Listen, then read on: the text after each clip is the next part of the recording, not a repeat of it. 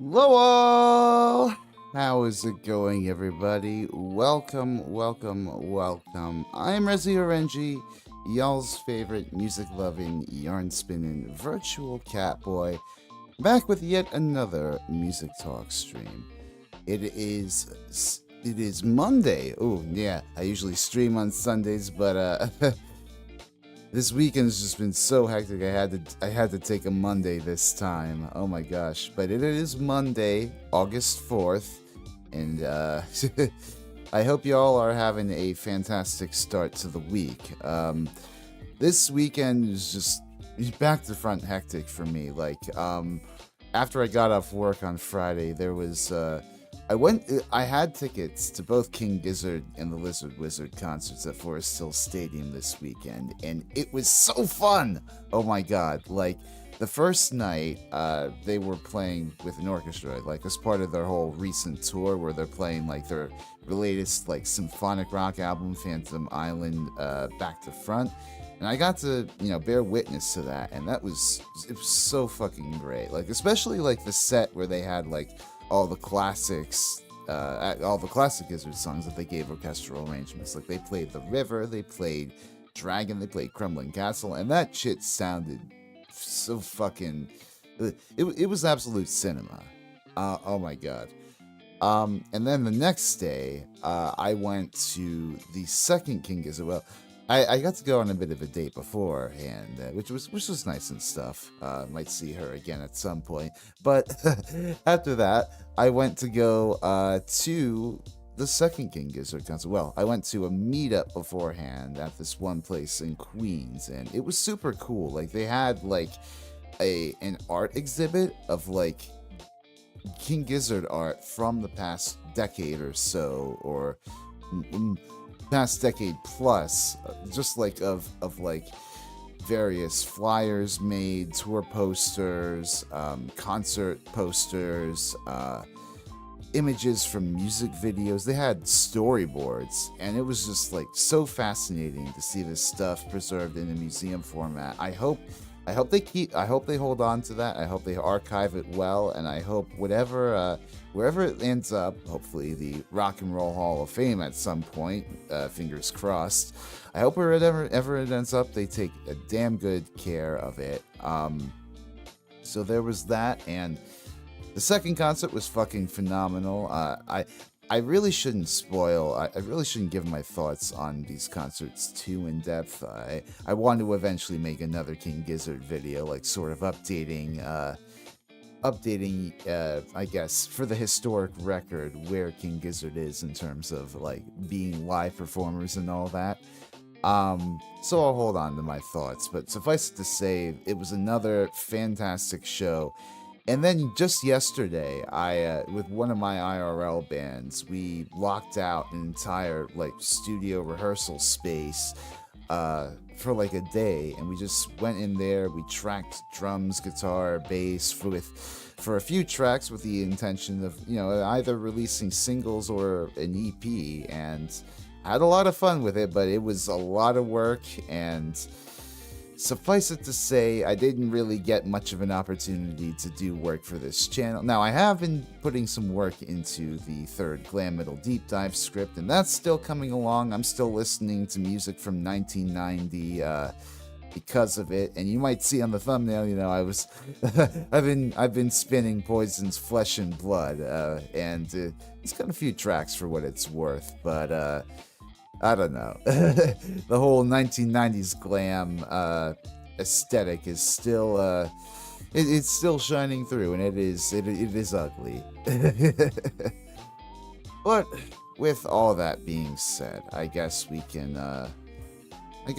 move on to bringing in our guest of the evening. And this is another person that I found on the EN VTuber Discord server when I put out my call for additional guests, and they seem like a really interesting person. Not only have they been releasing covers as their own sort of VTuber persona for these past few years, but they also have their own, independent music project IRL that, I'm excited to see where their influences sort of tie into all of that.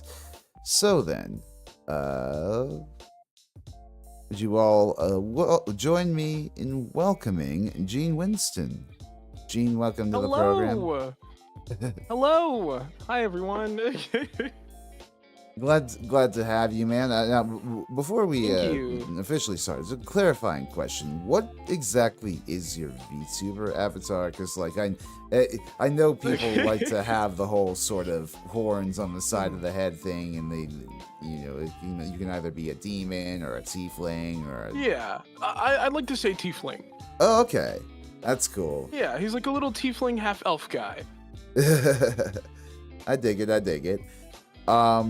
So usually I like to start these streams off opening the floor to my guests, and one way I like to do that is, sort of asking them like where their passion for music really stemmed from, because it's one thing to one thing that sort of have music as your background, mood setter, from day to day. It's another thing entirely to be, to have like a VTuber persona you do covers under, and also have your own sort of music career. So, like, where did that stem from for you? Well, it's a little funny. No one. Growing up, I was like a really creative kid, so I was doing everything I could. I would be in like dance, or I'd be drawing like Pokemon or whatever. But one day it's a little funny. I saw Alvin and the Chipmunks, the Squeakquel, and I don't know what about the Chipettes changed my life, but all of a sudden I was begging to take music lessons. I was like in band music, like I don't know. I just was so obsessed, and I found it was around the time like when utaites were like really big, with like Emily, before like the whole Monarch VTuber persona. Yeah. It was around that time when I saw those, and I always wanted to like post covers and do things like that, but I never really got around to it until I moved out eventually, and that was when I was like, well, I'm already kind of doing this whole music career, and I'm working with like producers and trying to like get my name out there. Might as well just like do this VTuber thing as well, and like post these Utaite covers that I always wanted to do back in the day, and sometimes they're a little more fun. Yeah. Welcome, Richard G. Welcome. Good to see you. Welcome.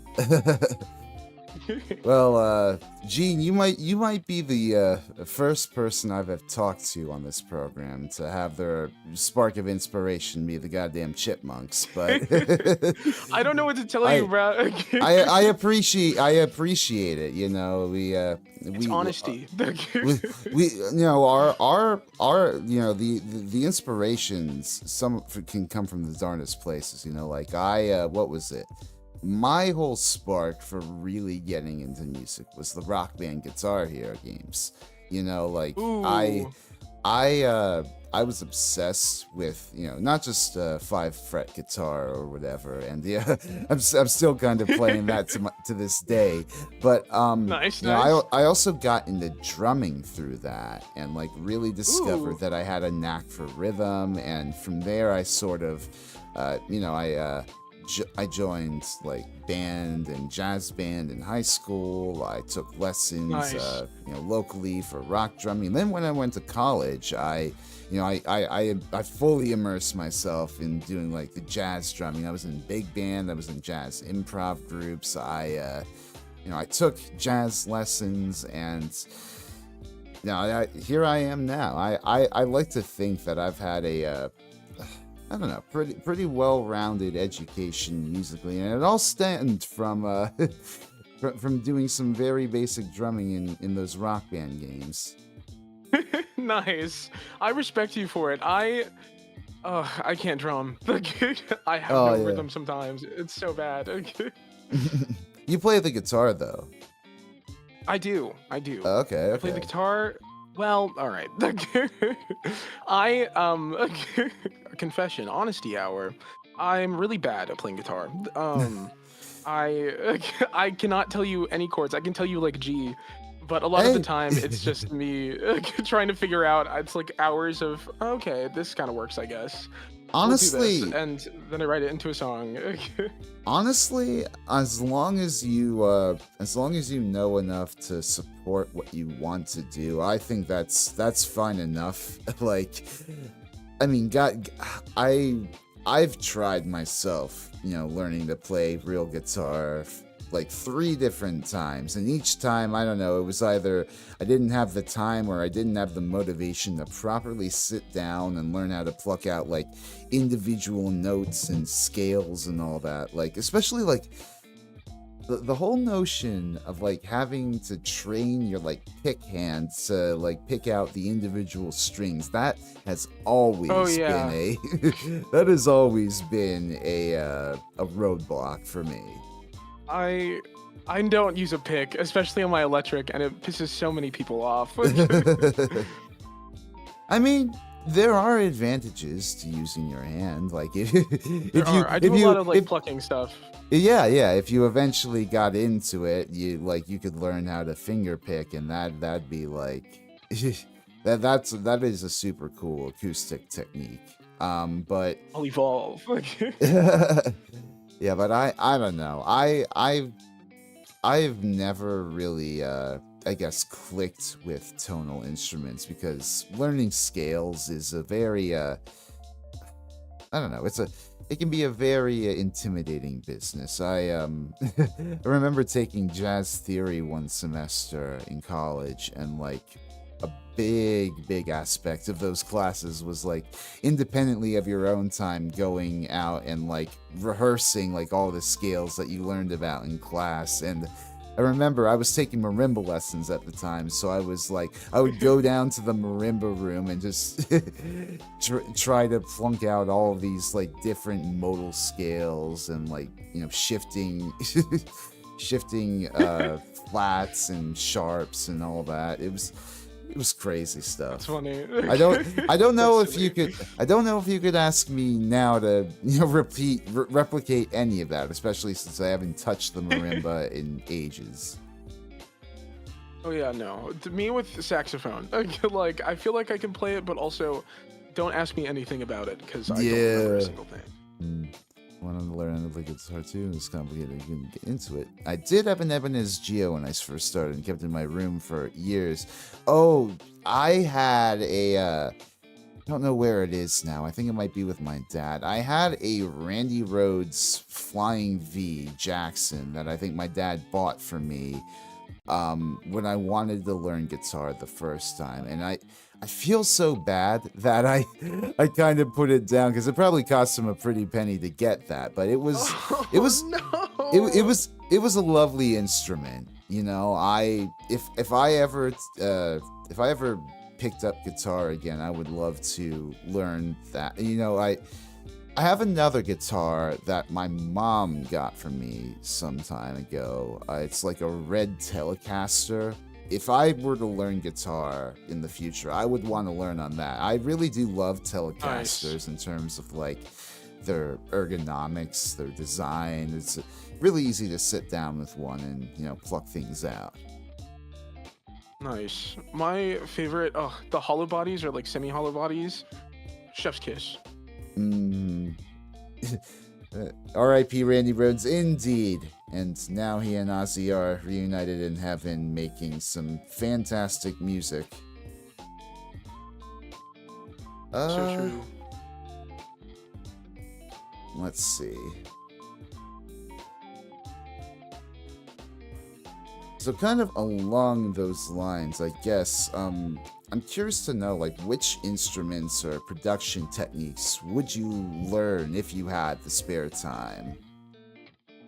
I mean, aside from getting better at guitar or whatever whatever you know now. I think specifically just for my covers, whenever it comes to like my album or my old songs that are all on Spotify, a lot of those I like go to people, I have producers that do everything for me because they are so good. Yeah. But I think I'd want to learn more about mixing, just because I'm always mixing my voice for my covers, I just see. trying to get everything in and making it sound nice. I have like a certain like vibe I want, and I think I'm slowly getting closer to like how I want that sound to be. I just need to work on like polishing it and making it sound more professional. Okay. Yeah, that's that's relatable, you know. I'm only just good enough with mixing to like get it with my covers to a point where you know you can hear what I'm doing over everything else, but Yeah. I don't know. I Production is so intimidating to me because you know you sit down with all these DAWs and there's a million different buttons with a million different ways to tune things, and it's like I don't know. It's you sort of get paralyzed by all the choices you have at your fingertips. Oh yeah, no, it's intense. I got Ableton for my first DAW Mm-hmm. because I asked my first producer. I was like, "Hey, what do you use?" And he was like, "Oh, I use this, but it's really pricey." And so I ended up getting it for like a Christmas gift one year. And I didn't touch it for like 2 years because I was like, "What is this monstrosity in front of me? I don't understand a thing." Yeah. Uh, I mean, at the end of the day, though, I feel like if I were to sit down with it and try my best to like absorb as many tutorials as I could probably get something out of it. I mean, at a certain point, like I didn't really know much about DaVinci Resolve before I started using it for my videos, you know, and now I've got Mhm. like some sort of handle on, you know, my whole editing process and workflow The on editing that. is So good. thank you, thank you. I mean, Of course. I I don't know. I just want to I want to eventually get to the point where I could you know, be confident uh, in enough in my own works, like not necessarily where I would have to, where I'd be able to produce others. I just, you know, I just want to be satisfied with what I'm able to do for myself. You know. Yeah, that is a good goal. I agree. I just want to. I want to be good for me. Yeah, yeah. And I mean, it definitely helps being an independent artist, being able to do everything yourself. You know, having Oh yeah. being able to, you know, tune it exactly the way you want. So Oh like yeah. you, I like sorry, go ahead. sometimes. Oh, sorry. I was gonna say like yeah. Sometimes like in the studio, like there's a bit of like a disconnect. Not really too much with the guys I just recently worked with. Love Grove Right. Studios. Amazing people. Van and Sam, I owe them my world. Mm, Um, you know, they did a really good job of just helping me find that sound that I was looking for, but also inventing a new sound for me and just showing yeah, me like, hey, yeah.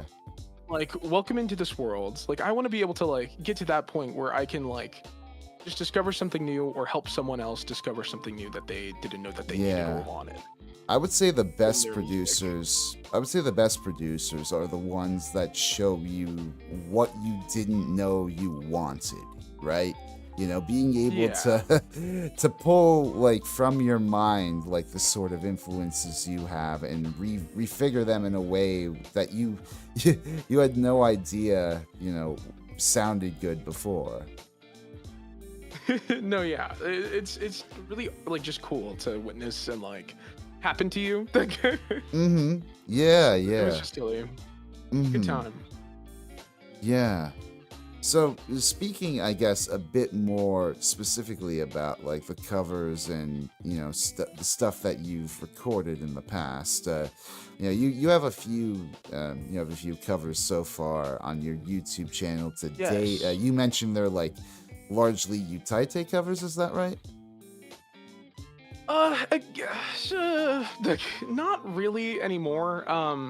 At first that was kind of how it started. I Mm-hmm. just was going down the list of covers I saw when I was younger, and I was like, all right, time to like complete some childhood goals. Like Okay. let's knock these out of the way. Then Christmas rolled around, and I was like, well, I have to do a Santa baby cover.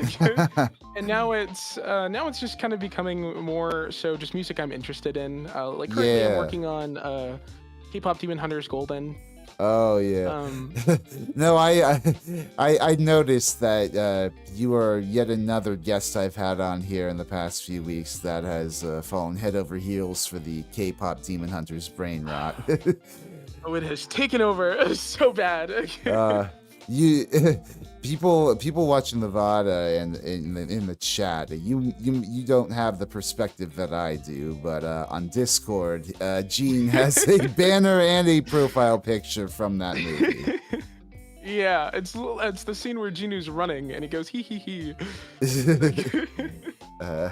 Yeah, I haven't seen it yet. I've only heard some really good things about it. And I know it's from the same people who do Spider-Verse, so I am intrigued about it for that Sony reason Animation. alone. Can never go wrong.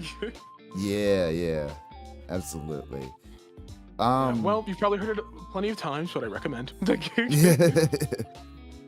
But what would you say is like your favorite cover that you've done so far? So far, I feel like it's always the most recent one that that keeps coming out. Well, this is hard. I feel like I'm picking between like my children. Take your time. I want to say the monitoring cover is so far my favorite. Mm-hmm. But Quiet Room is like a close second, and Quiet Room I feel like didn't get the love it deserved. You hear that, people in chat? Go rate his channel. Yeah,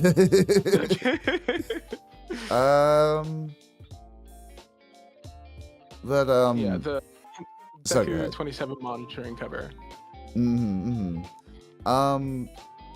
But in addition to all of those covers, of course, you also have your original music. Yes. I guess how long have you been writing your own music for? I started back in like high school. Mm-hmm. I started with my best friend. Me and her, we made look out, guys! Duo coming one day. Dumbfound. We made plans to make this like little group together. Called Dumbfound, and we would write all these songs, and they were bad. They were really bad. But I would ever since then, just having like another person, especially being like your best friend who shares the same interest, it also really inspired and helped me kind of like just continue on. So that was kind of around the time when I started writing, and I just kept with it. For sure. Yeah, I like back when I first started really playing in bands, I didn't really know shit how to write music. In some regards, I still don't, but I wing it. I don't know. I'd like to think that my bandmates have definitely rubbed off on me and inspired me to really explore emotions through song in a way I typically wouldn't have before I started getting into all this. So props to friends in music. Props to those musical besties out there, really helping each other out.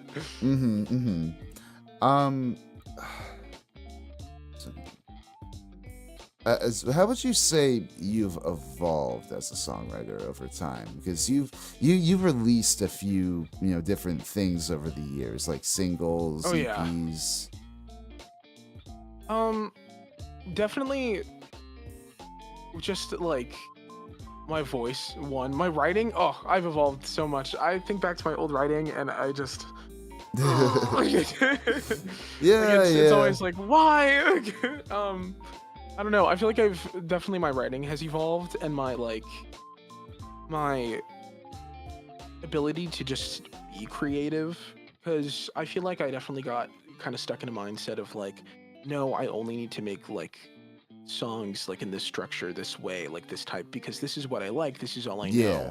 Why branch out when you can just do what you enjoy?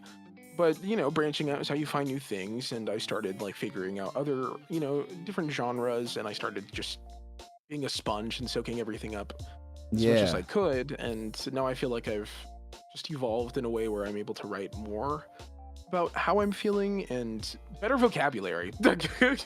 That's also I'm dyslexic, so I was like, yes. You're getting better clarity of mind is always a good thing. It definitely comes with the territory of growing as a musician, but it is always valuable to put yourself out there in those early days and be vulnerable, I think. Because like that first band I was in, was sort of I deign to use the word, high school band because by the time we formed, I was out the door in high school. Yeah. The lead guy and the front man wasn't that far behind me, and I think our bassist he sort of dropped out of like public high school in exchange for like doing online classes. So it was I don't know. Maybe that's cope, but I'd like to think that we were just like a sort of teenage garage band more so than like a high school band. But Yeah. but still, we were very simplistic as songwriters, even as instrumentalists to an extent. We recorded like this EP straight at like the same year I graduated, and my drumming was shit.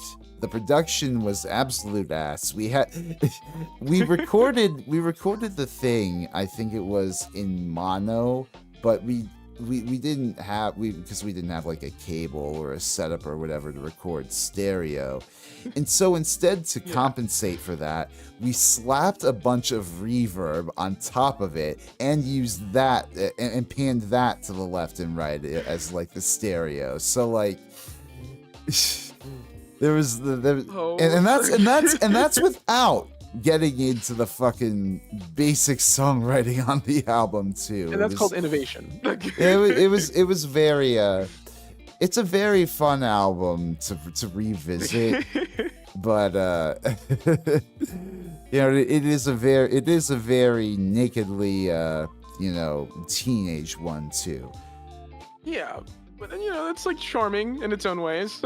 Yeah, I have a lot of respect for like young bands, for like teenage bands who put themselves out there, who really wear their influences on their sleeve, because you can tell exactly where they're coming from.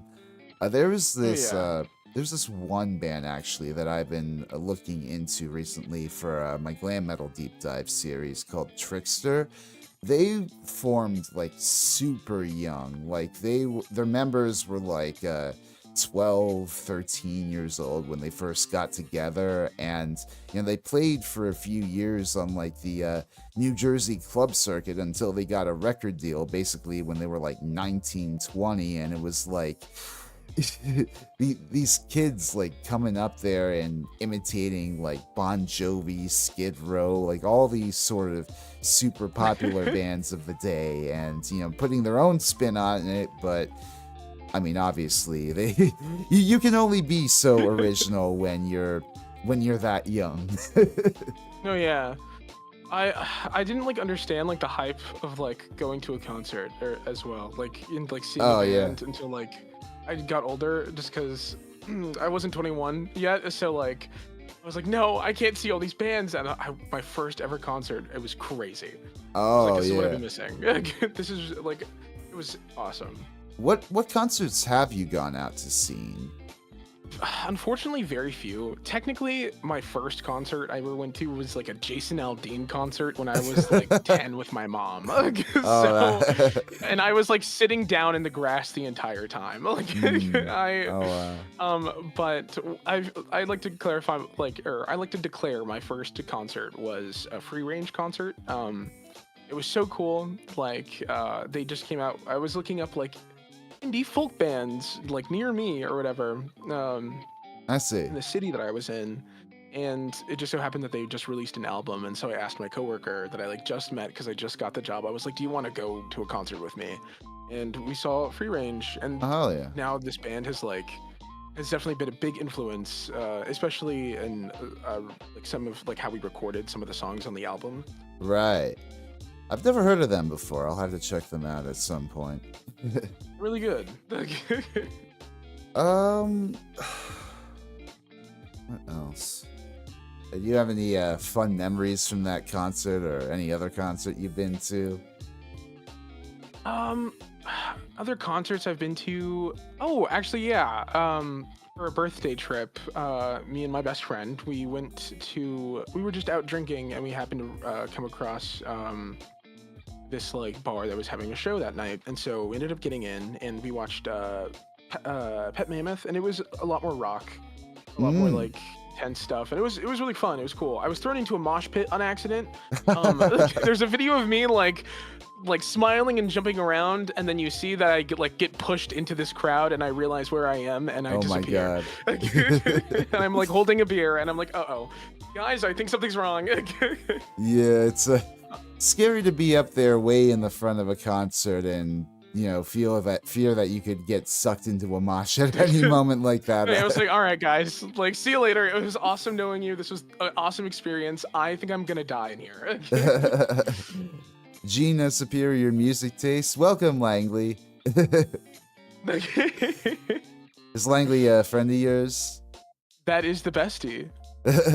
Well, welcome to the stream. I'm Rezi Orenji, everybody's favorite music-loving, yarn-spinning cat boy.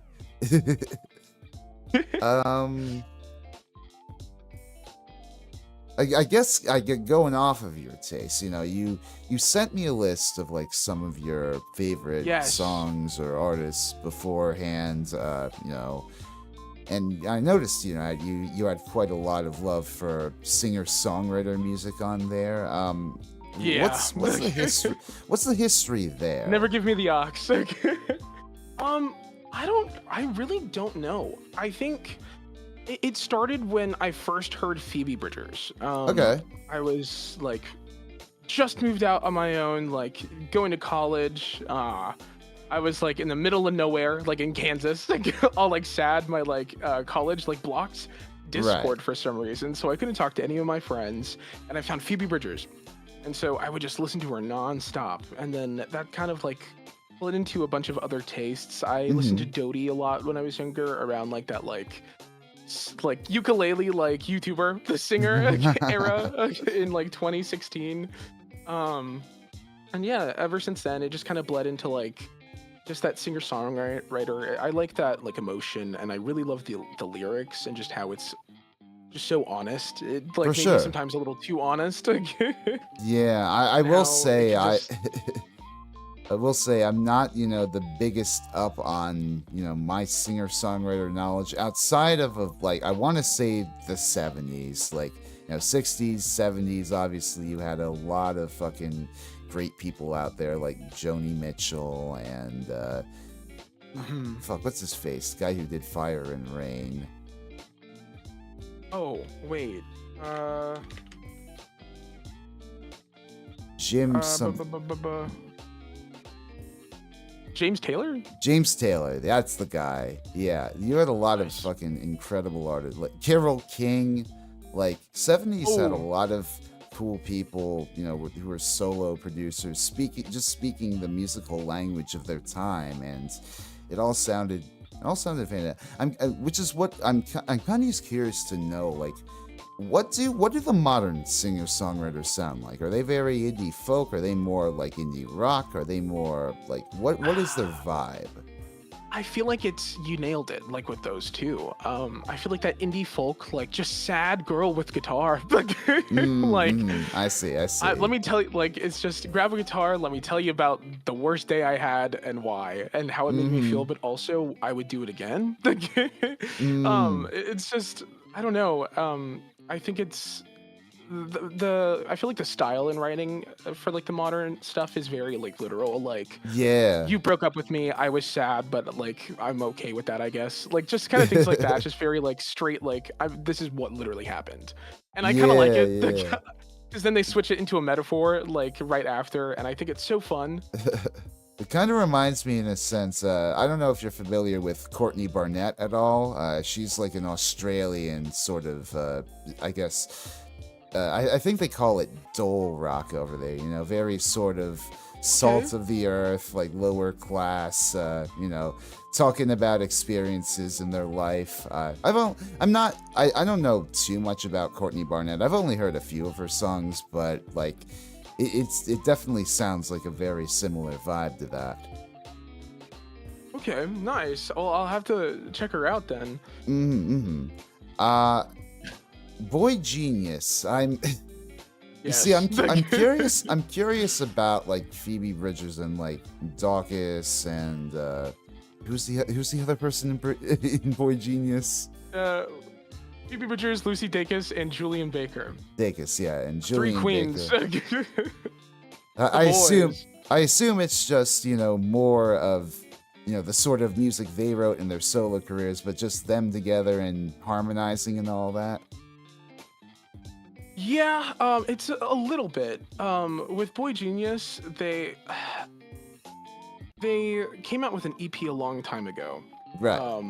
And then they came out recently with their album, the record, and then it's. I feel like it's a good combination of both, or of like, yeah, like I feel like I can hear their like sounds like in the album, but also it's like a new sound entirely because they've combined it in a way where it works in such a gorgeous display, and it's so good. Like when the record came out, it was around the time when we were in the studio like making my album, so there was also like another big like, yo, this is like amazing. Like let's see what we can do. Oh yeah.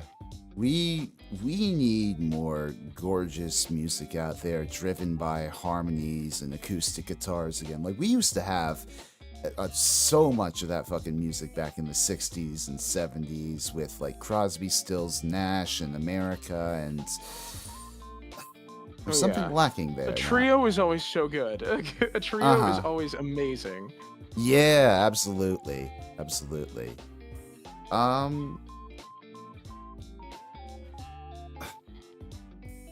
So how would you say, how would you say like your tastes have inspired your songwriting? Like, obviously, do you try to be like literal like those artists you like, or?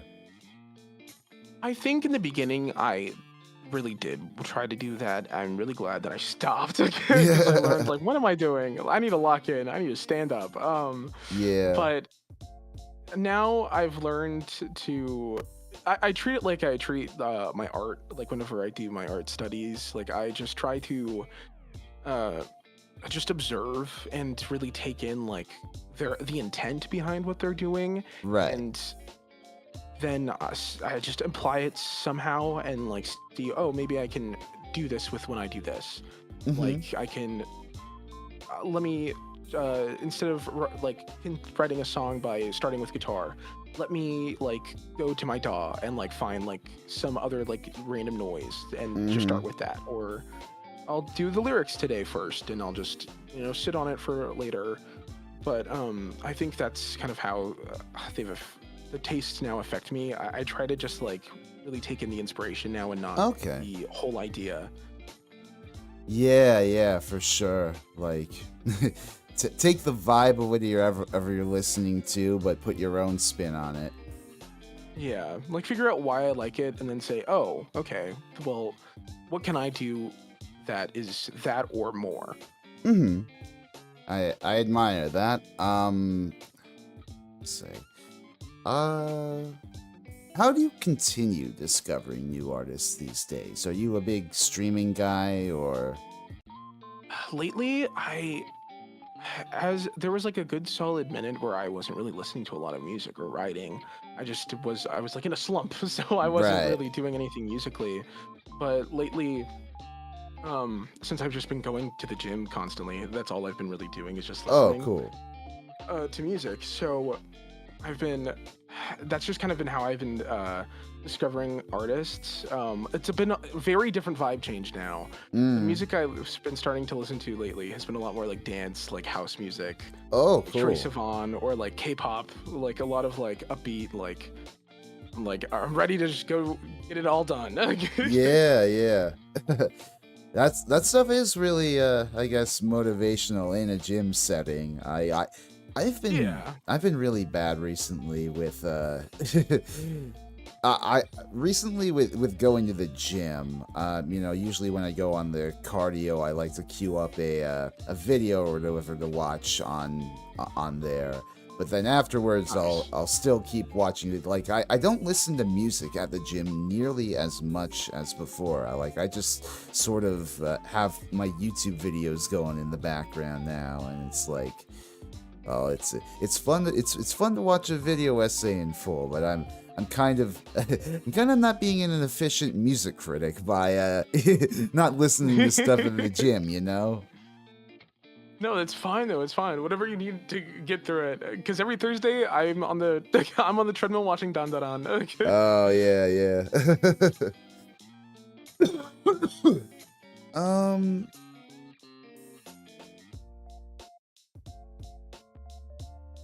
So then,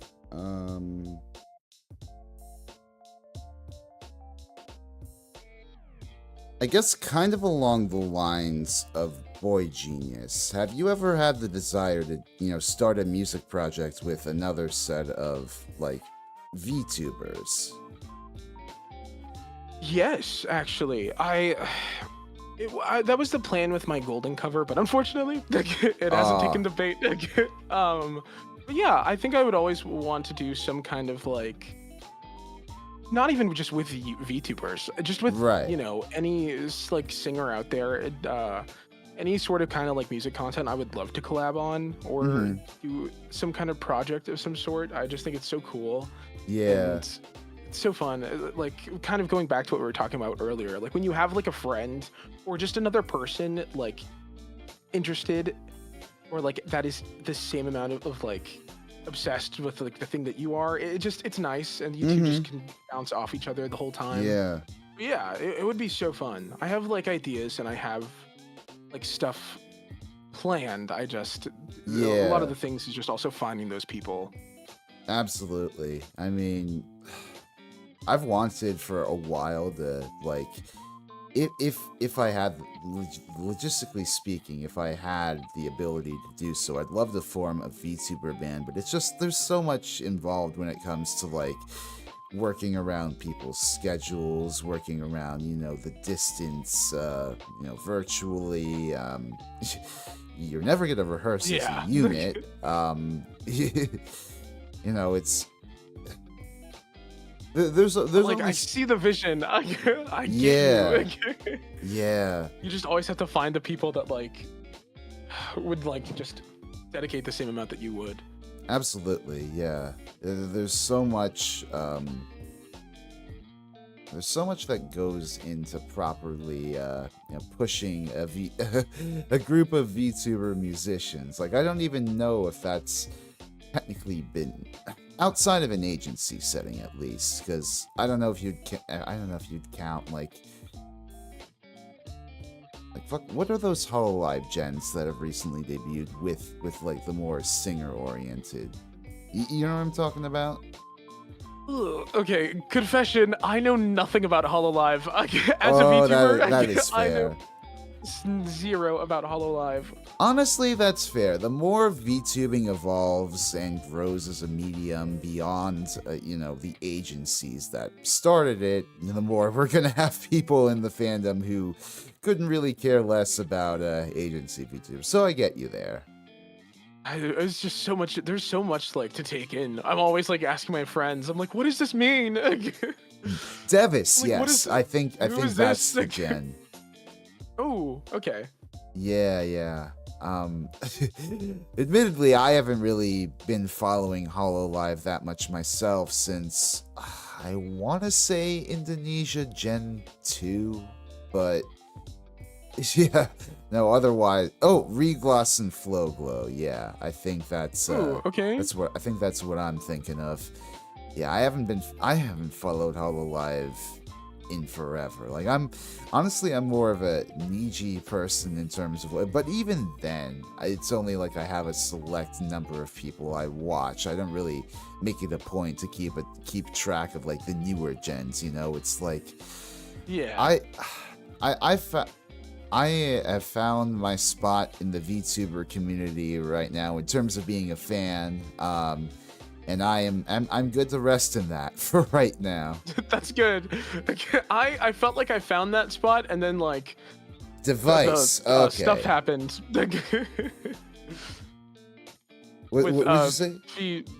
I was gonna say the stuff like I felt like I found like my like fan like spot too, and then like the stuff happened with that one agency. Oh. And I was like, uh-oh, guys. Like, R.I.P. V shit show.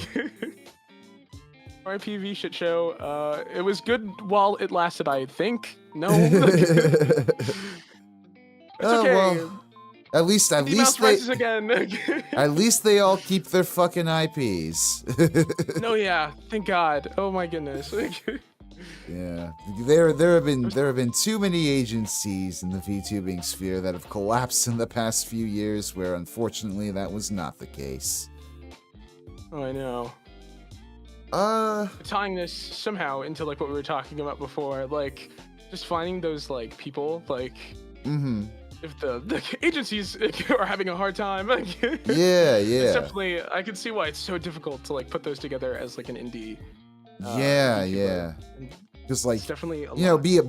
beyond just getting together as a group of musicians, you'd also need to keep in mind like logistically how you need to get out there. Like you probably need to consider management, like hiring on maybe coaches here or there if you need it. Like it's like a lot of expenses that would quickly pile up if you don't exactly know what you're doing there.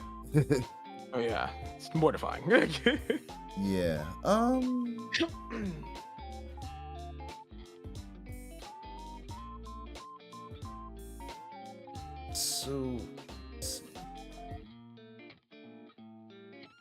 So when you stream, right? What is your favorite thing to do? Are you like a game streamer? Do you do music production? What is your vibe? Most of the time I do streaming, usually on like big events. I do like karaoke and like random stuff. I knew in the past I did some like streams showing the production side of like making my covers. I think I did it for the Fire Force cover I did. Yeah, majority of the time it's just like games, just me hanging out with my friends doing goofy stuff on like Peak or like Repo. Okay, yeah, the classic VTuber collab streams. Yeah, classic, just horror game multiplayer. Everyone lock in. I admire, you know, when I used to be more of a variety streamer back in the day, I used to, you know, run Apex with some of my friends every now and then, but I've kind of left that life behind me. I respect that there are so many people.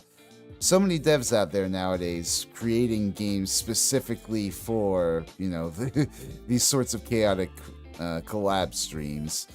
Like yeah, it's nice. I think I've heard it pejoratively referred to as friend slop, but at the end of the day, you know, I enjoy that.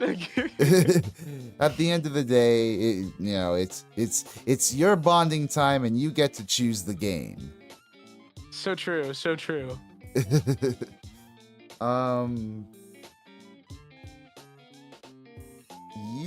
was it? Oh yeah.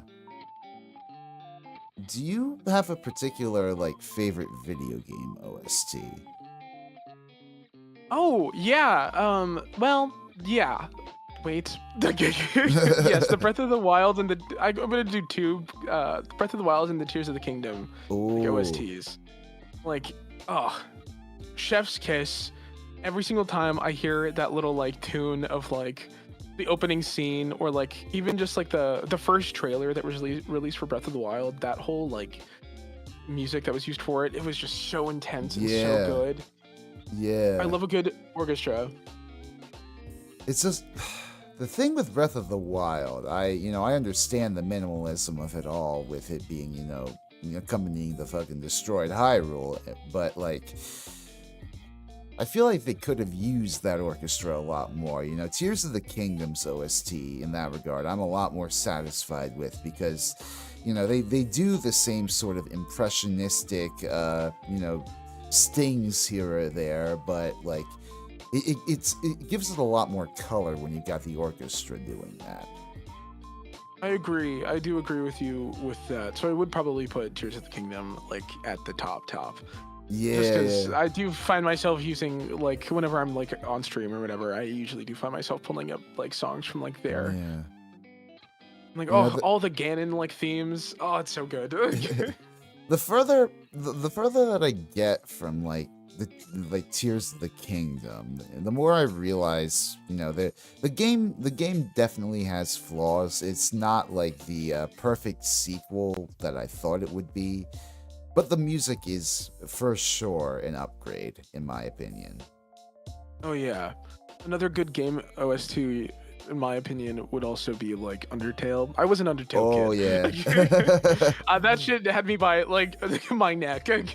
That is fine. I remember I remember when Undertale came out when I was in college, and being completely swept up in that too. So uh yeah, no, I have so much respect for Toby Fox, honestly, being able to, Oh yeah.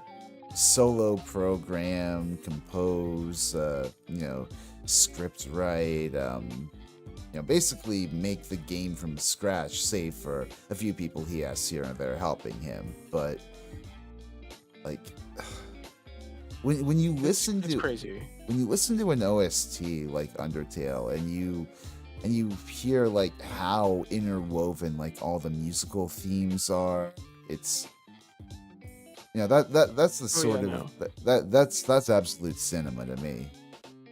I love when like in like franchises or like games or like musicals, when they reuse like a certain theme, like they have a motif and they just Yeah, use it throughout yeah, the whole thing for like a certain character. Like they did it in JJK with like Nanami and Gojo, and like every single time. That's also another great OST. Not yeah. coming from a game, JJK's OST, phenomenal. The vibes are just horror and like also beauty. There's like so many like pretty like instrumentals on there, but also like you listen to another one and you're like, oh, I think I'm in the pits of hell. Like Which game it's is so this? good.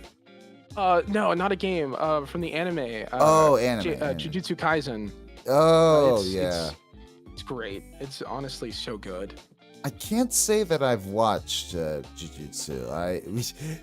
There's so many. I have not stayed up to date with seasonal anime. I want to say, I don't know, God, since 2016, 2015. I don't know. It's been a while. VTubers have replaced my anime consumption completely, so I'm not nearly as tuned into all of like the modern shonens as I might want to be. With how many VTubers are singing like modern like anime themes nowadays. That's how you're just getting your fill. No, it's okay. It's very much just like boy anime. Like, oh my Yeah. god, these two are fighting now. No way. Oh my god, no, these two are fighting. Yeah, yeah. So just But so the just soundtrack is so good. reheated DBZ nachos. Pretty much. I love Yeah, every second of it. At some point, I do want to sit down and give those, anime, like all the ones that have been coming up, like a fair shot. Like My Hero Academia, fucking, yeah, JJK is another one. What was that?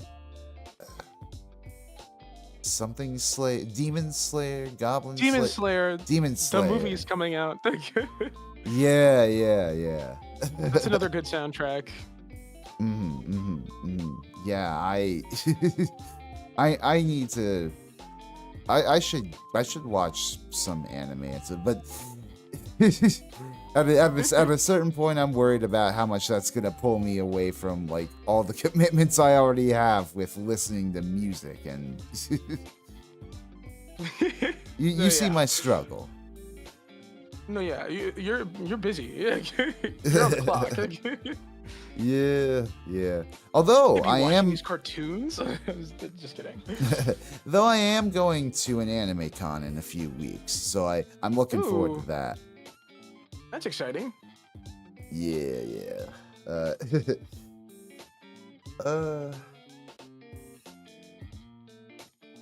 Let's see. Oh, do you enjoy any rhythm games at all, perchance? Not really rhythm games Okay. per se.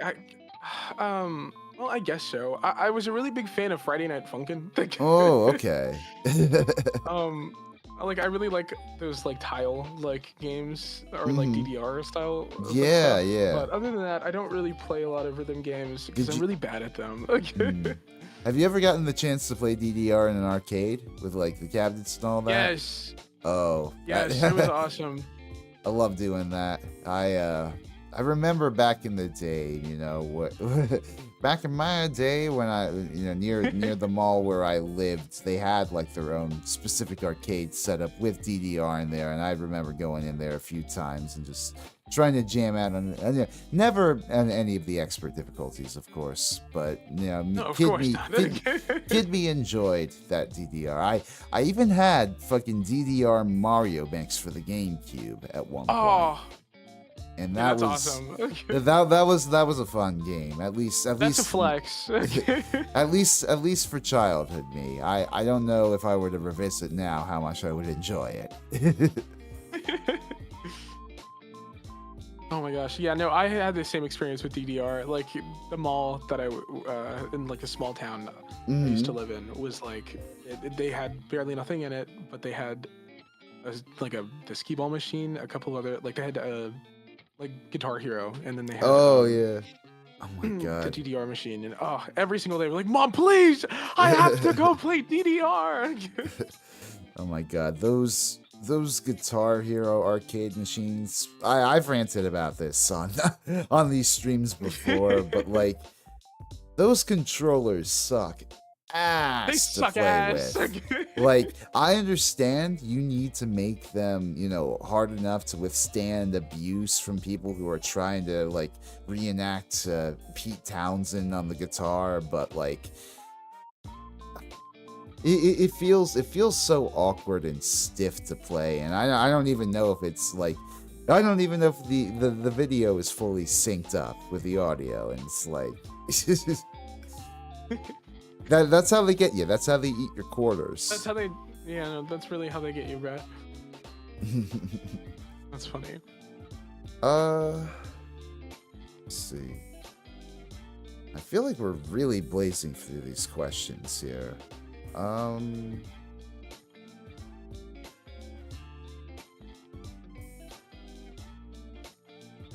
So I guess, what inspired you to, take up a VTuber persona? Because obviously you've got your own sort of solo career already running on the side. Yeah. Why become a VTuber? Well, the VTuber kind of came first. It was around like 2020 time. Like Okay. COVID, all that stuff. I was like, it was like junior year, so I was like, sorry, Right. that aged me. But No, that's all good. but I don't know. My friend Sergeant Snubby, he makes a lot of great models. He ended up making me like a small one when he was like practicing, Oh, that's and cool. I ended up using that a lot, Mm-hmm. and I just kind of like stuck. And then eventually I was like, well, I might as well just continue this thing. But when I was starting to like make the music, like make my music and all that stuff, everyone around me was just kind of like, oh, you should just like do it like with your face, like don't worry too much about it. And I was like, okay. So I just ended up coming out with like actually me for like my music career, and then just having the VTuber and like gaming, streaming stuff like on the side just to keep it for fun. Right. I see. Is there is there any original music you would consider making as a VTuber in the future, or? Yeah, I've thought of a couple of ideas. Like if just for like events and things like that, I would love to come out with more of those like VTuber-esque, like very J-pop kind of style like songs. Oh yeah. Um, I Get would get love to like do one like of one of those those. one of those fancy videos commissioned with like all the moving graphics and all that. Yeah, like I'd love to do like one of those like in the future, whenever like my rebrand stuff is like completed. Right. Yeah. Um, and then like that would be like that's the goal, like that's the dream. Or like going back a little bit to like those collabs, like I would love to just like do kind of stuff with like other people, kind of like that. Like I'd love to put out like an original song with like just other VTubers. Like I think it's really cool and fun. Yeah, yeah. Any desire to like participate? If you were to ever get like a 3D model, would you love to be in like a virtual concert or anything like that? Oh yeah, that'd be awesome. Well, I have a 3D model. Oh yeah. Right now, I prefer using 3D models for that reason specifically, just because I can like make it twerk, and I think it's hilarious. Oh yeah. Is it a Vroid? Yeah. Oh, okay. It was made by an amazing person. It's a mix of Vroid and a lot more Blender stuff. I see. But it was made by my wonderful artist Chromie. Yeah, God bless Vroid. Like if it weren't for this program and for like a few YouTube tutorials, like teaching people how to make like basic hair or whatever, I would not have the model that I do right now. It's a good model. Thank you. Yeah, Of course. I don't know. I'm happy that tools like Vroid and like other sort of basic, more like customizable avatars. I'm glad that stuff exists for the community. It's really cool to see. Really helps democratize it away from like all the $800 live 2D. Not to denigrate them, of course. They should absolutely charge what they're worth, because live 2D rigging is such a valuable career in the VTubing space. But at the same time, if you don't already have resources, it's hard for you as an indie VTuber to really get something like that. Oh yeah, no, I would love to do like those streams where like I'm hooked up to like a mocap machine and I can like backflip and like everyone can see me like eat shit like live. Oh yeah. Oh my god. Like that's like such a fun goal. You could be like the Hollow Stars and do some pole dancing live. Hey guys, welcome to stream. It just like opens after like the opening soon. It's just to be spinning like in air. Exactly. That's the goal. That's the dream. Yeah, no, I've wanted for the longest time to like expand the capabilities of my tracking, because like right now I use like VC Face and it works well enough just like picking me up through the webcam, but like I can't lift my arms, I can't really, I don't know.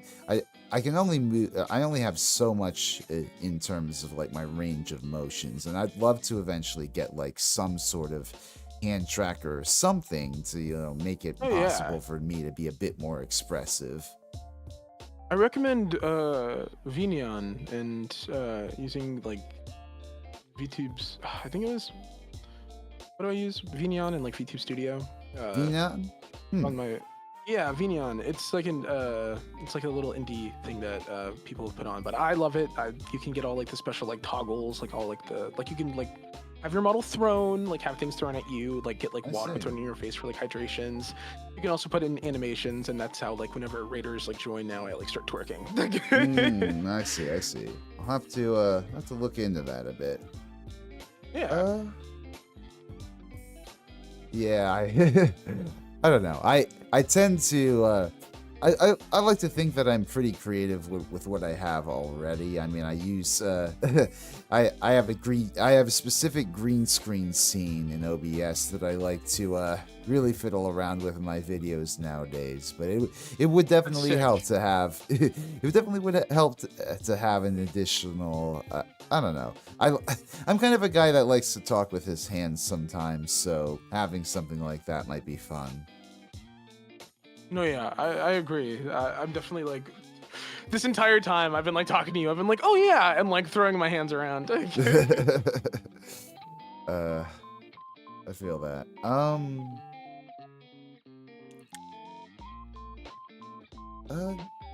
What do you hope to eventually do as like a musician in the VTuber community? Like, as loaded as a term this might be, what do you hope is your legacy among like music VTubers? I feel like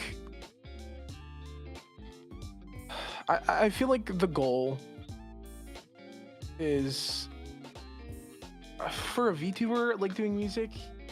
I haven't really thought too much about this, just because it's more so I do it a lot for fun. But That's I true. guess the goal would just to grow just enough to where like I can like maybe one day like collab with like a person that like a dream collab. Like I feel like that would be Yeah. like yes, like, I did it. No, I definitely understand that. Like, we all have our own sort of, I guess, pace at which we take this hobby. I mean, I'm happy enough just to, you know, have a like-minded community of people who love music history and love chilling and love, talking music. I'm happy Yeah. enough to have that for me. And if I get recognized along the way and become like a VTuber, a recognized VTubing voice within the whole music tuber space, all the better. But like, I'm fine with where I am for right now. Yeah, I definitely agree. I'm not like trying to I'm not trying to blow up and act like I don't know nobody with VTubing. I'm pretty Yeah. happy with just what I'm doing. Occasional like covers whenever like there's a new hyperfixation in my brain. Yeah, absolutely. Yeah, I need to do more covers at some point.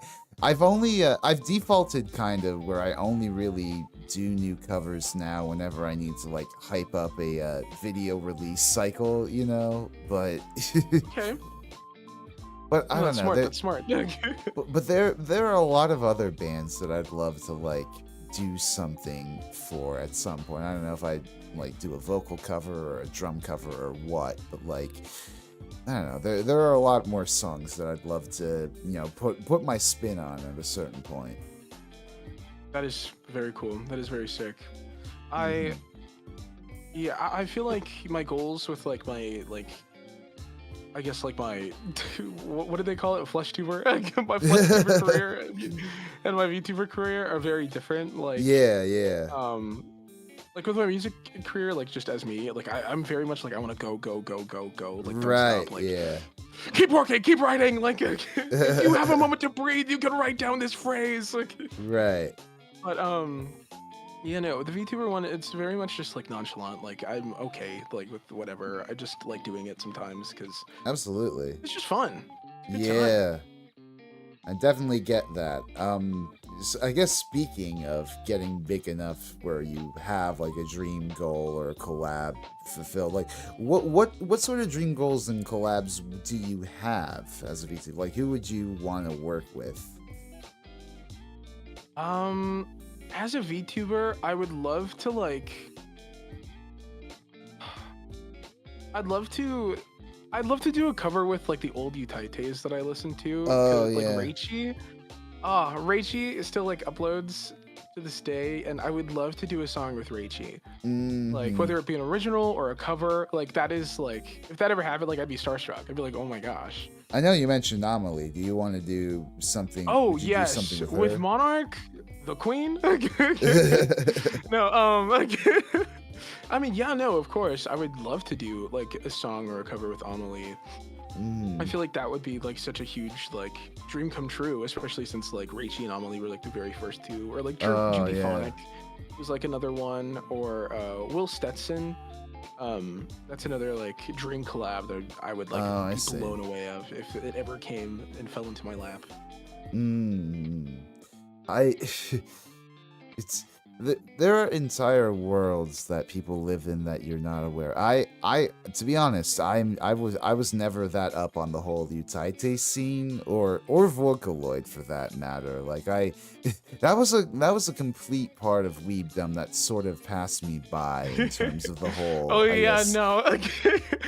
I was so unfortunate. I saw that blue-haired Vocaloid girl, Hatsune Miku, and I said, "Wait a minute, what is that?" Like, I got taken down a rabbit hole, and I only recently was able to claw myself out of. I But mean, it's still fuck, lingering. I respect it. I've had a bunch of guests on. Like, I think people who've worked with Vocaloid, people who've been obsessed with Vocaloid in their own right, And I am, I'm marveled at the capabilities of the whole vocal synthesizer technology. Like essentially being able to, I guess, make if you're not good at singing, like set a voice to a melody and get a better idea of like a song you want to write, right? So it's like a Yeah, very very fantastic technology.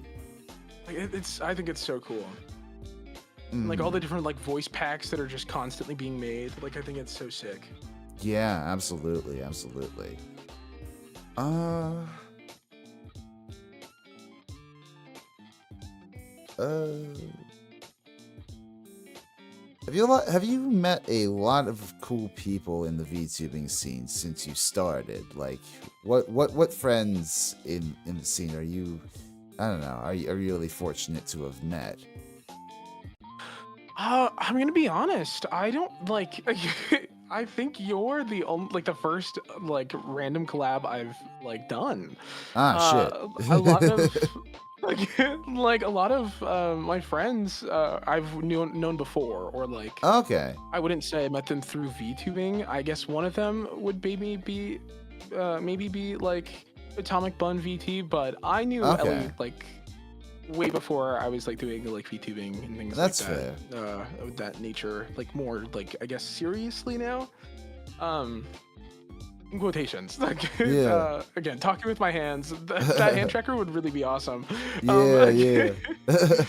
But I feel like I haven't really met anyone too much in the YouTubing world.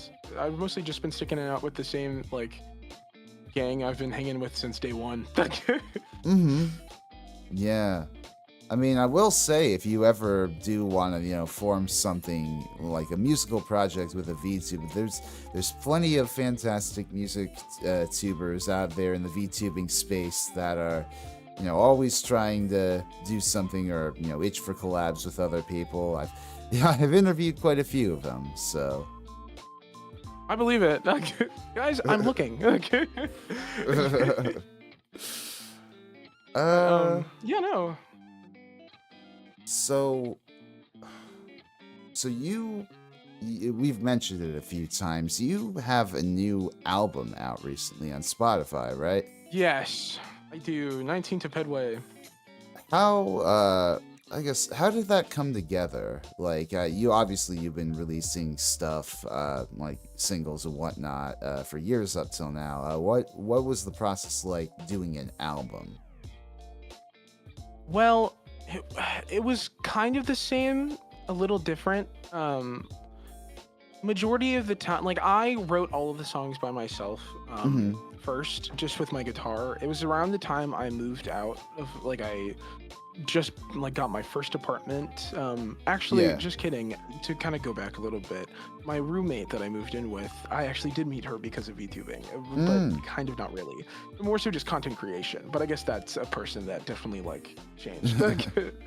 um, but I moved in with her and my friend Sergeant Stubby, and we just I don't know. I would just write a bunch of songs. I would ask them like, "Oh, what do you think of this?" And then eventually, I had like a bunch, and then I was like, "I might as well just make an album." So I looked up Okay. online to try to find like producers. I kind of sent my stuff around to a bunch of people. Um, I was really picky with like who I worked with, because a lot of the times I would like send my stuff to someone, and then they kind of send me back like a demo, and it'd be kind of like a trap beat, and I'd be like, all right, like I don't like I don't think this Right, is right, like gonna work out. But I ended up finding my guys, Van and Sam. They're super awesome. Love Grow Studios. right. I sent them all my tracks. I ended up the album was supposed to have, I believe, 12 songs, but now it's only down to like 8. A lot got Okay. cut. But it was the whole process was me just like re-recording everything, and getting actual like demos, separating like the vocals and guitar tracks. Mm. Um, Did you work in an one of the actual? songs. Did you work in an actual Sorry. studio? Not like a studio like out like in the world. I ended up meeting at their house, but their studio was crazy. Like it was up Oh, in okay. their whole attic. Um, I ended up having to travel quite a way on a train to get to them. I stayed there for a whole week, and it was just us in the studio. On my Instagram, on my Gene Winsten Instagram, you can see a bunch of pics and videos from like when we recorded. And yeah, it was just a fun like long week. Like we were literally just in the attic, like in the studio, like 24/7, just like trying to get everything done in time. That's cool. I've never really had like I've had like maybe one formal studio experience recording an album. Like the rest of the time I've only like DIY'd it. No, yeah, that's definitely been me like a lot. So like going into like their place, like they definitely it was a lot cooler because like I was like, oh man, these guys really know what they're doing. Yeah. And I will say though, like if you're recording separately and you do know what you're doing though, it feels really fucking good too. Like last night I was recording with one of my bands. We rented out like this an entire rehearsal space in this one studio somewhere in the city, and we essentially locked it out for the entire day. We booked it 8 hours and essentially got it from when they opened till midnight. We didn't need that entire time, thank God, but we were able to set up drum mics around like the kit that they had there. We were able to put up a plexiglass screen around like a guitar amp and like track some guitar there. It was a very fun process, even though it was just us sort of DIYing it ourselves. That actually is like sick as fuck. That's just awesome. Like, Hell yeah. But like credit especially to our bassist, because he really fucking chilled out a lot of money for like all the consoles, all the mics he had.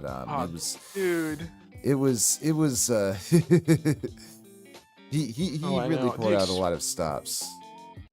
I always I love that I love music, but I also hate that I love music because it's such like an expensive like interest sometimes. Oh my God. Like you could buy the cheap stuff too, but like also even then it's still gonna like add up. Like if you want to like do gigs and things like that, just all the expensive or like even making my album, I'm very transparent about like the price that it was to like make my album pretty much, just because like I think people should know like before they get into it. Like I spent $7,000 like to make 19 to Pedway.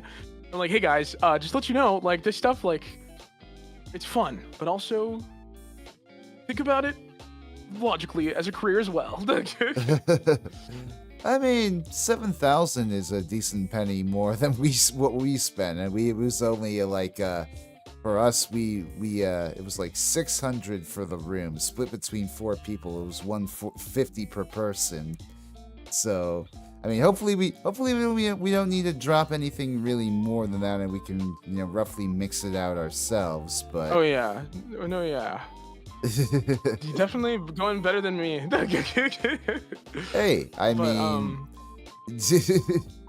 do you have like a gear acquisition syndrome, as the common parlance says?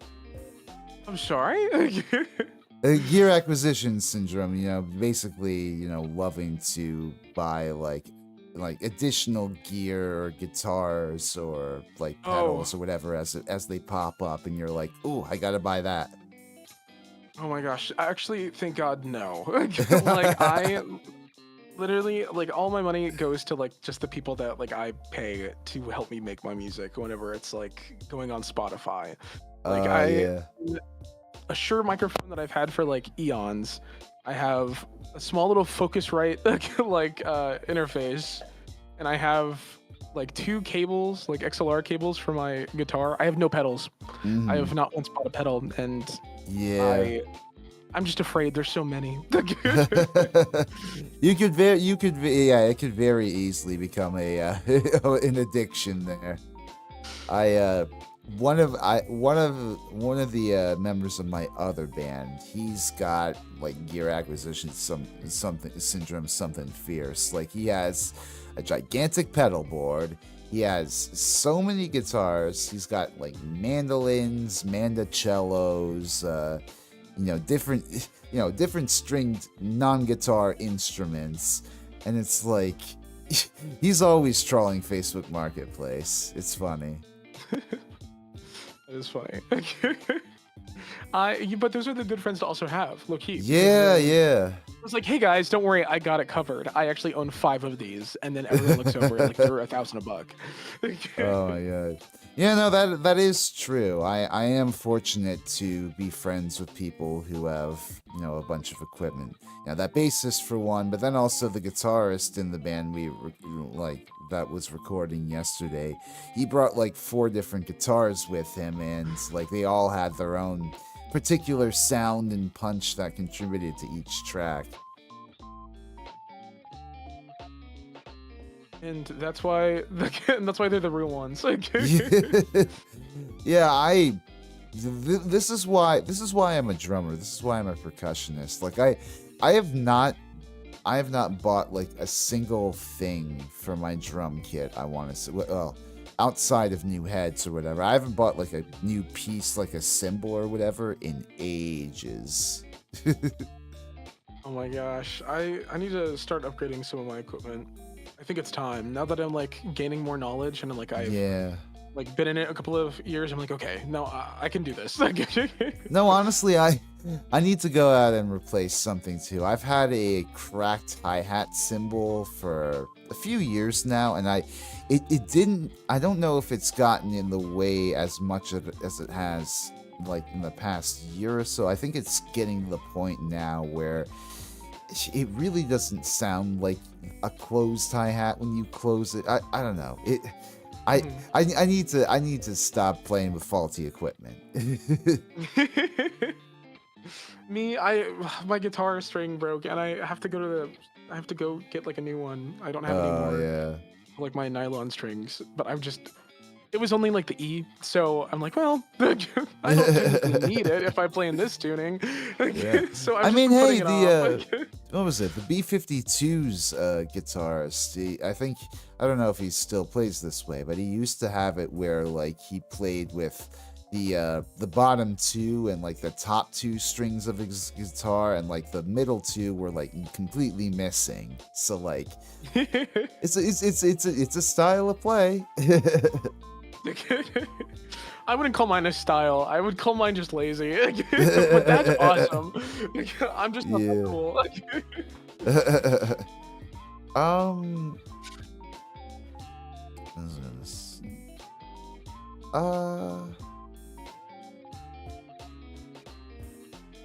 Oh yeah, I guess, is there any particular song on the album you've released that, is your favorite in particular, or like a standout?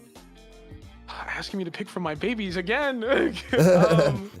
I mean, you can Okay. do a handful if you want. I mean, I'm not being particular.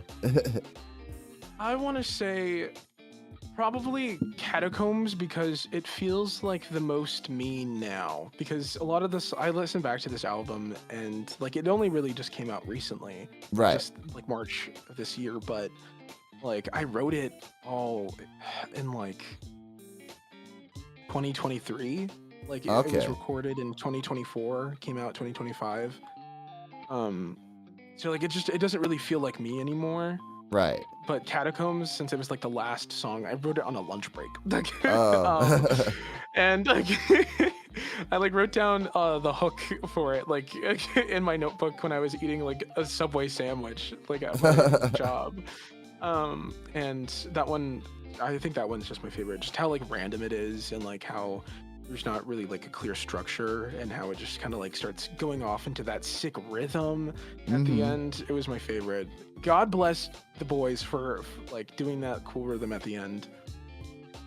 Oh, very nice. Very nice. Well, let's see.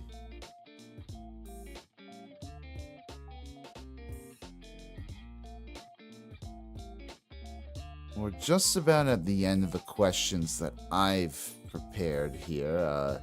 There's something I usually like to end off these interviews on. given the chaotic state of the world that we're inhabiting nowadays, is there any what music do you like to listen to in times of stress, anxiety, sadness, etc.? Like, are you the sort of person that listens to music for catharsis or for being in your feelings? What's your vibe? I feel like when I am in my feelings, I go to Phoebe Bridgers or just like again that like indie folk like Okay. singer-songwriter vibes. An artist I go to is like Kevin Atwater, Hmm. um, or like Jake Minch. They're like two smaller artists. Lizzie McAlpine. Oh, I go Hmm. to Lizzie McAlpine. She's top tier. I love Lizzie McAlpine. She definitely inspired a lot of the album as well. Oh, I see. I go to her for like everything. If I need to feel good, if I need to feel bad. I'll have to check that out. I mean, there's a lot of indie folk singer songwriter stuff that I can appreciate the talent of, but I haven't really bothered Yeah. diving into. I recommend 5 Seconds Flat. That album was made with Philip Etherington. It's also like another dream, like goal of mine would be to work with Philip Etherington as like, I had to have him as my producer. That would just be so crazy. The stuff he works on, his sound, I always like can just tell when like he worked on something. It's Oh so yeah. specific and so good. It's always like, damn, like what the fuck, Philip? What did you do in the studio to cook this good? Yeah, I love a good producer with an iconic sound like that. But yeah, I think that's just about the end of our interview here. And I mean, unless you've got anything Okay. else that you want to talk about, or Not really. I mean, I do have my golden cover I'm working on currently. That will be out by okay, I believe the end of this month. So keep a lookout for the golden cover. hell K-pop Demon yeah. Hunters. I destroyed my voice doing it. Well, yeah, Gene, it's been a great conversation today. This has been awesome. Thank you. Of course, glad to have you. Where can people best find you? Uh, People can best find me just like on my YouTube and on my Twitch, Gene Winsten. Sir. Exactly how it's spelt. Although on Twitch, the E in Winsten is with a 3. I also just have on there you can see all my like link trees and things like that if you want to follow me on my other pages. I'm popping your YouTube in the chat. Oh, you. hey Wagner. Apologies that I'm gonna be ending stream soon in a bit. I don't know if I exactly do. I don't know if I exactly react to things on this stream so much as we talk about topics here, but if you're ever around in the future and you want to chat music or you have a question or anything, anything you're excited about in the music world recently, feel free to shout it out. But yeah, thank you all so much for tuning in to today's Music Talk stream. I had a fantastic conversation here with Gene. Go check him out on YouTube. Go check him out on Spotify. He's got an album out. It's 19 to Pedway. And yeah, I'm probably gonna step off in a bit to go make some dinner for myself. Maybe put some work into the deep dive tonight. But honestly, it's more likely I might just chill and do more work on it later this week. But let me see if I can direct us to a good spot.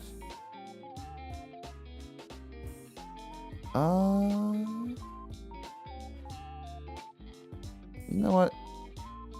We're gonna raid into Aya Amare's stream because I love the goob. Woo! Okay, let's go Goob. But otherwise, thank you guys so much for tuning in once again. I hope you have a lovely evening, of rest and relaxation, wind down from the Monday blues, and Hopefully next week's stream, we'll be back in our regularly scheduled Sundays. I'll have more to say about that soon. But until next time, I've been Rezi Orenji, and I will see y'all next stream. Bye-bye! Woo! Goodbye!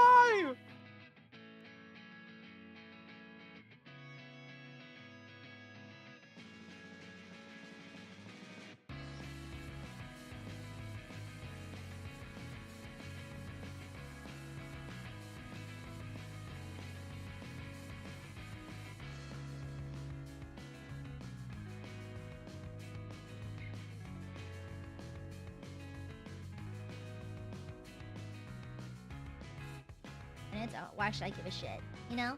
If there's something in their teeth, I can let them know, like, oh, by the way, something in your teeth. Or like, oh, by the way, you have a hair sticking up. Like, that kind of thing, you know?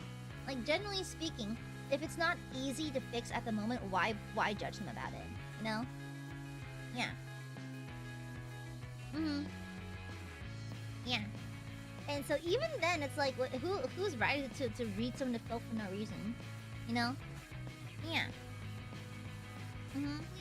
But thank you, Brenda. Oh, thank you, Ginger. Thank you so much. I love your profile picture. You're so cute. Thank you, Ginger.